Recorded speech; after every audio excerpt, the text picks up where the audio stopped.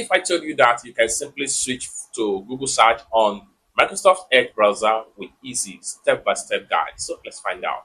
But before we dive into the tutorial, if you find this tutorial useful and you are brand new to this channel, remember click on that subscribe, turn on the notification bell for more useful tutorials like this. So with that being said, let's get started. The very first thing you need to do is to open up your Edge browser. After you open up your Edge browser, next thing you need to do, come to the top right there, click on these three dots, and this is going to drop down. The next thing you need to do is to come down below right here, click on settings. That's going to take you right here.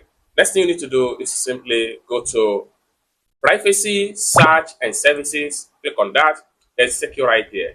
Then come down below right here, click on search and connected experience. That's going to take you right here. Then scroll down right here and go to address bar and search. Click on that and take you right here. Now, search engine used in bar address. So by default, it is recommended to use Bing by Microsoft. So in this regard, you can switch from Bing into Google search. So for you to do that, simply click on here and then choose Google. Once you choose Google, so by default, you have your Google search engine in your Bing search engine. So if you come to the top right there and create a new tab, then whatever you search, it's going to be directly from Google. Let's say, for instance, we are looking for free photos, image, free photo HD. Press enter.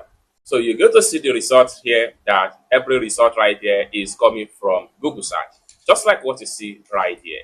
It's that simple. So basically, this is how to change or switch from Microsoft Edge or from Bing search into Google search. I hope you really got value for this video. If you find this video useful, give this video a big like, and also remember to subscribe, turn on the notification bell for more useful tutorial like this. Thank you so much for watching, and I hope to see you in my next video. Peace.